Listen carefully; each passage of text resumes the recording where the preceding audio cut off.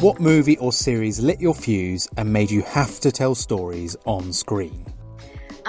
This is a film I talk about a lot, so if anybody's ever seen an interview where I talk about a movie, I apologize.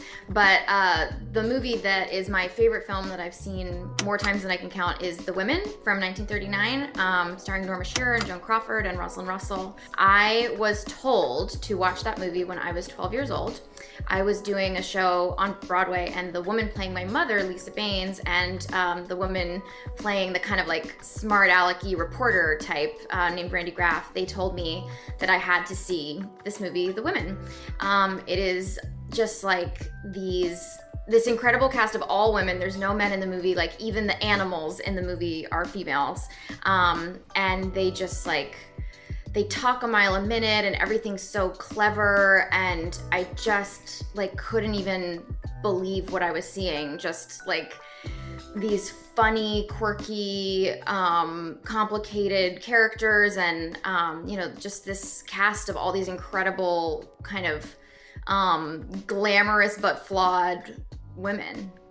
I was living with my dad in Yonkers at the time because I was doing the show on Broadway, and the rest of my family was still in Maine. And so my dad and I were living in this little apartment in Yonkers so that I could do this show.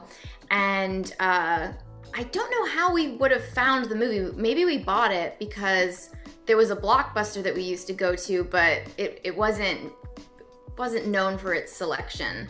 And yeah, watching it on this little silver TV with the VCR built into it, and I feel like I just kept inching myself closer to the screen, and yeah, I think I was primed to like it. I wanted to like it because these two women that were in this show with me, I just worshipped them.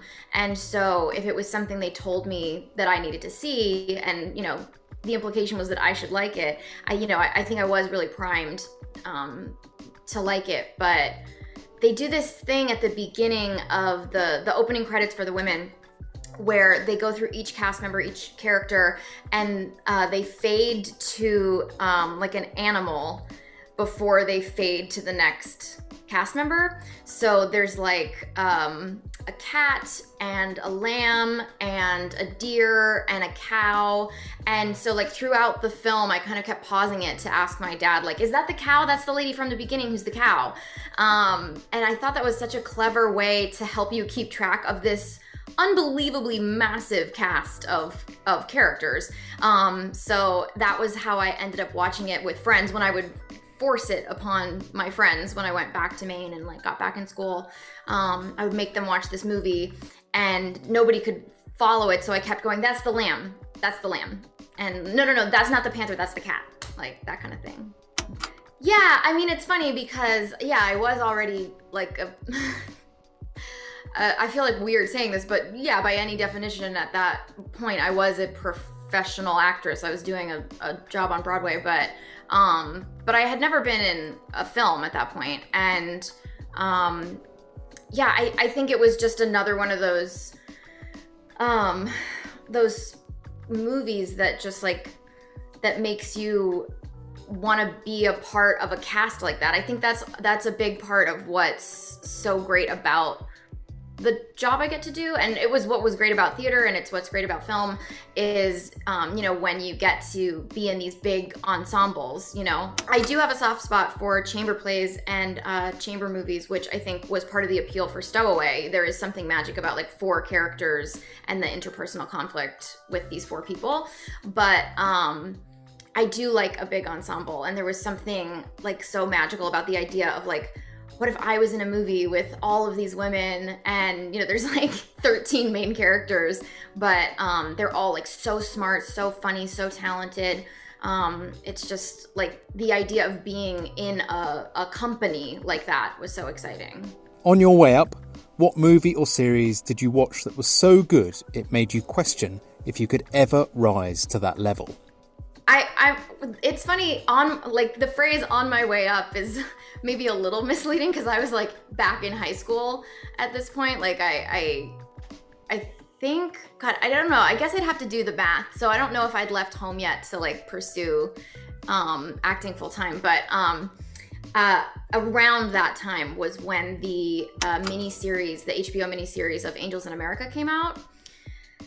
And that, I mean, yeah, I watched that again with my dad, weirdly, so many times. It's Meryl Streep and Emma Thompson, which are like, obviously. And then it's like, I think Justin Kirk, Jeffrey Wright, Al Pacino, Ben Shankman, Patrick Wilson, Mary Louise Parker in that movie is insane. Like, and every performance is just like, it's so perfect. It's so alive and like surprising. And there's so much discovery in every performance. It just makes you want to like claw your eyes out. And yeah, the idea of like, you get that feeling of like, who am I kidding? Like, this is insane. These people are so talented. It makes me want to cry. But it's also like incredibly like aspirational I watched that recently during COVID.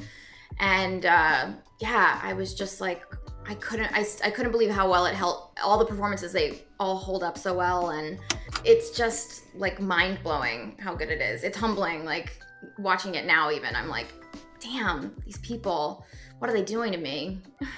I want to say I heard Guillermo del Toro use this phrase. Maybe it's like already a famous phrase, but the idea of a one sock movie, where if it comes on TV and you're getting dressed in the morning and you've got one sock on, like you end up watching the whole movie. Like you think you're gonna watch it for just a second and you end up like sitting in front of the TV watching the whole movie just with your one sock on and your one sock in your hand. And Angels in America is that for me, where every time it was on HBO, it was like, oh, I'll just watch this one scene. And then I'd end up watching the whole, it's a 2-part like film series. And, rewatching it now is the same thing. You just cannot tear your eyes away from it. Whether it was your own work or approval from someone who mattered to you, what first gave you the confidence that you belonged? It's funny because this was a thing that happened early in my career, and obviously it took me many more years to gain any kind of confidence, but it was that first seed of like, oh, I think I might be, on the right path.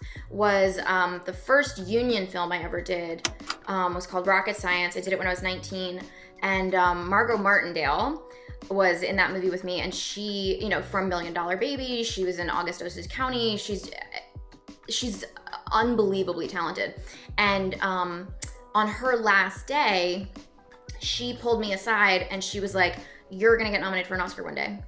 And I think I felt so like just amazed that she would say something like that. Like I didn't take it serious, like literally at all, but just that like Margot Martindale like wanted to say something. Even I thought maybe she was even like doing like a jokey, like an over the top thing, but just to say like, that she thought I was doing well, that I was at least not drowning, on a film set.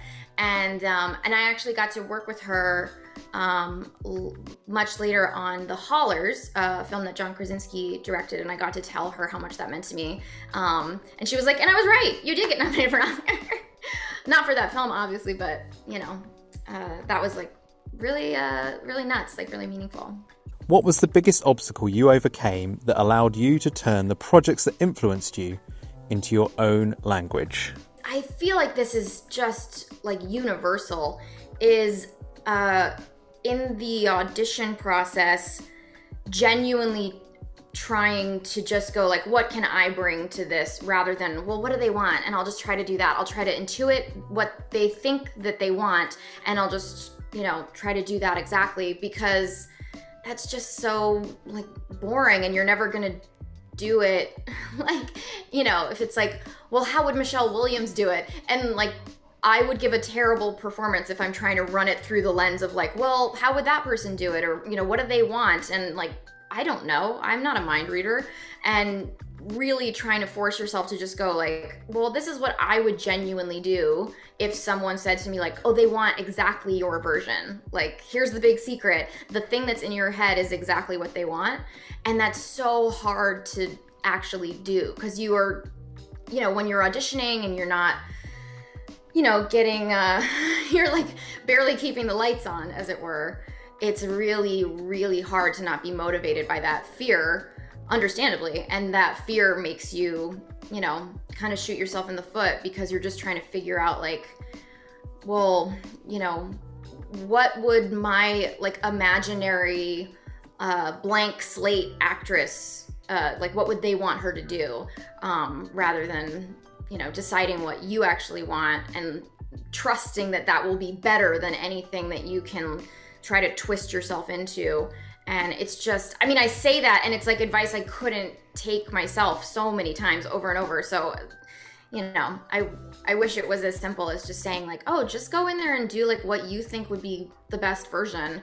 And so many times I'm like, yeah, but they're going to want it to be like, like softer, or they're going to want it to be more serious or something. And that never, ever, ever got me a job.